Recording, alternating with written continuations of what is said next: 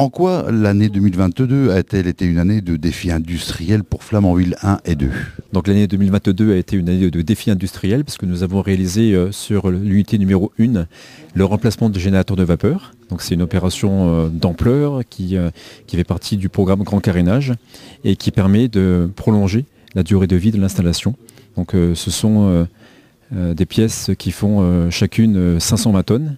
Donc nous avons mis en œuvre une chaîne de levage, de manutention vraiment exceptionnelle, de façon à faire ces opérations en toute sécurité. Seconde étape, nous avons aussi mené sur l'unité numéro 2 toutes des opérations permettant de lever le doute sur la présence de corrosion sous contrainte dans nos tuyauteries de sûreté.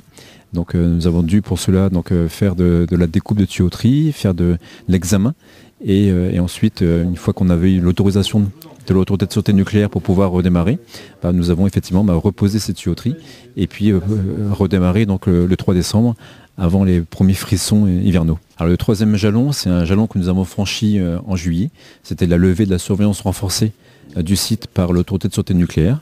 Donc cette surveillance renforcée avait été décidée en septembre 2019 et donc après un grand plan d'action mené sur le site pour restaurer des fondamentaux, pour travailler sur les compétences, pour maîtriser davantage la qualité de nos activités, et l'ASN a retrouvé confiance sur le site et a levé cette surveillance renforcée. Alors quelles sont les perspectives pour Flamanville 1 et 2 en 2023? Alors 2023, ce sera une année de pleine production pour l'unité numéro 2 qui a été reconnectée au réseau en décembre 2022.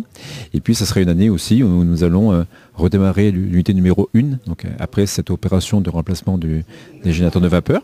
Et puis c'est une année où nous allons aussi préparer les années à venir, donc préparer notamment nos visites partielles de 2024. Donc ce sont des arrêts de tranche qui font à peu près 2 mois chacun. Et puis nous allons poursuivre aussi ce développement des compétences sur notre unité. Et nous avons embauché, recruté 34 personnes en 2022. Nous allons poursuivre cette campagne de recrutement de façon à préparer le site à faire face à ces prochains défis industriels.